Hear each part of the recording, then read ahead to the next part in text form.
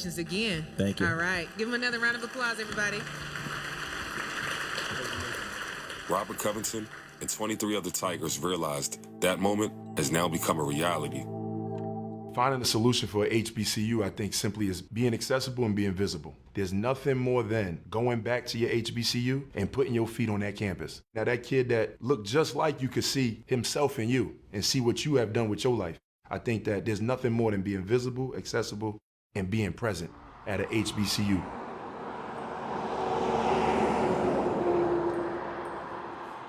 Giving back to the community is what me and my family is all about. This is where I grew up as a man, and these kids are the next generation. Stuff like this can be life-changing for a lot of kids. But real quick, we want to have Rob come in and say a few words for us, because he does this every year. And again, he's investing a lot for you guys and ladies to be here. So y'all give him one big round of applause. Everybody that's in here, we do this because we care about y'all. We care about the community. This is where I grew up as a young man, coming from Chicago, and that's what became my home. I love to see the next generation succeed, because that's how I came up. That's how I was able to be where I'm at in life. They said that this camp has changed their whole perspective on a lot of things, and just having fun and being around so much positivity and people that really push them. A lot of these kids ain't had that. So experiencing that in Chicago, my hometown, this is a part of me as well. Not only giving back at home, giving back here is just as important. Don't get discouraged with yourself. If you can't do something, man, keep pushing yourself. That's how you get to be better. That's how you get to be better. That's how I got better. Things that I wasn't good at, things that I couldn't prosper at, I worked at it. That's why we're here, because we're here to get better. Allergic to failure. He never failed. He kept going. He kept trying. Even when he felt like he was down, picked himself up and he kept going. So allergic to failure, man, is really his story, man. It's never fall, keep going. Allergic to failure on 3, man. 1, 2, 3.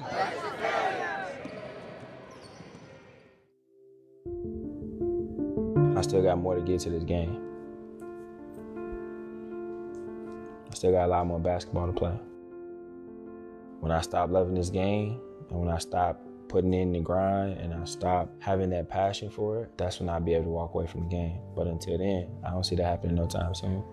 I'm just thankful that I was able to be a part of that select community of players that can say that I went to a HBCU. I'm thankful for being the last one for right now, but there will be someone else that will come along and take on that role and take on that legacy. I'm gonna continue to be that lone advocate and that lone ranger until somebody else comes. It's coming. I might as well have the same opportunity as I will, and they're gonna take full advantage of it like I did.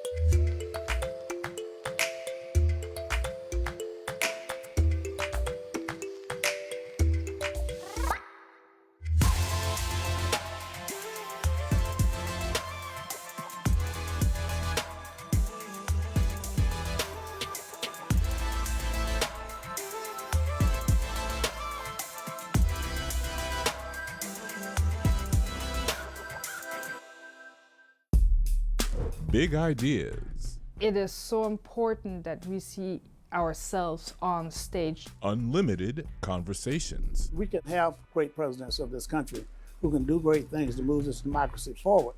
Real talk with leaders and trailblazers. If we kind of look at the whole concept of redlining, it's a spatialized psychology to say, I'm going to put a line around haves and have-nots.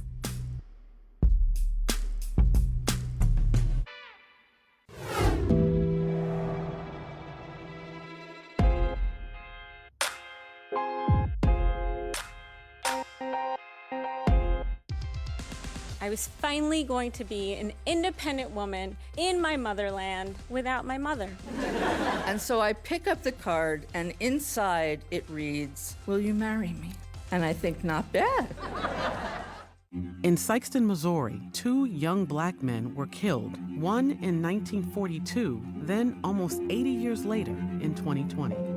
The fact remains that this African-American man was burned in front of a church, and we don't talk about it.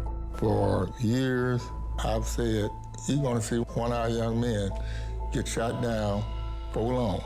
From Retro Report and KFF Health News, Silence in Sikeston. Join me each week on Wall Street Week for stories of capitalism from business, markets, economics, tech, and climate. More than what you need to know, it's what you need to think about.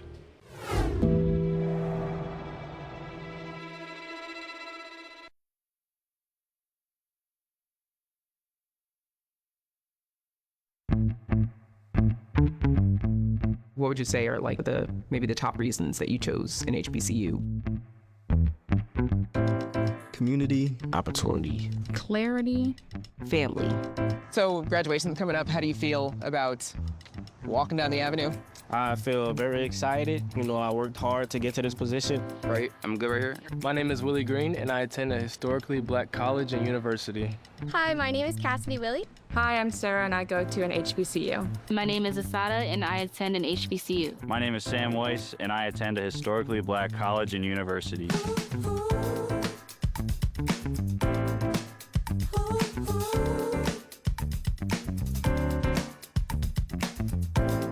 What class do you have tonight?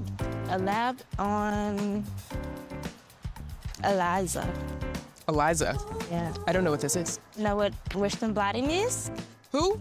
Hi, I'm Brandis Griffith-Friedman. I am a journalist and a TV news anchor working in Chicago, and I'm a Dillard University graduate, class of 2000. This is crazy. I have not been like on this part of campus. Really?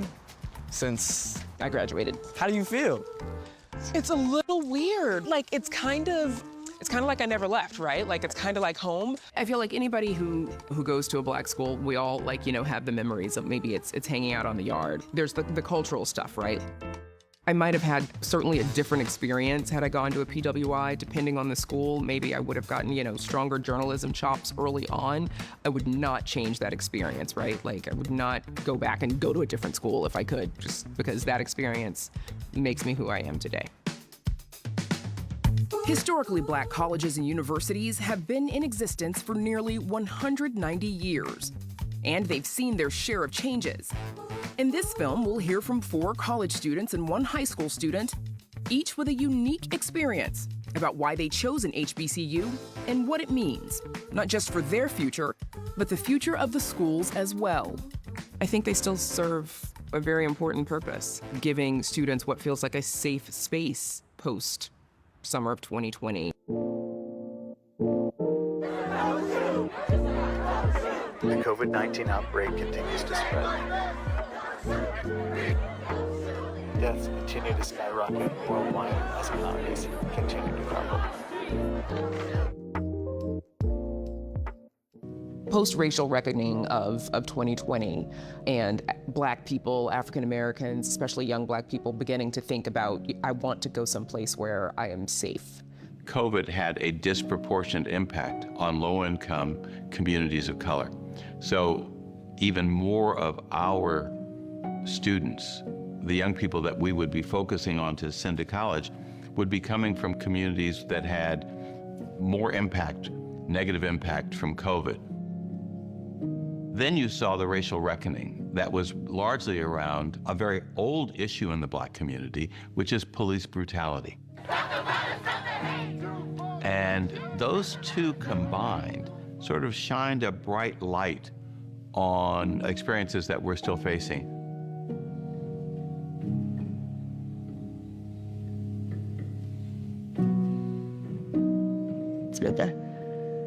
How you feel?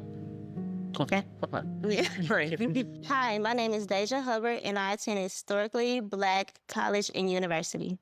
What was it that made the difference for you, that made you choose Dillard over UAB? Because UAB is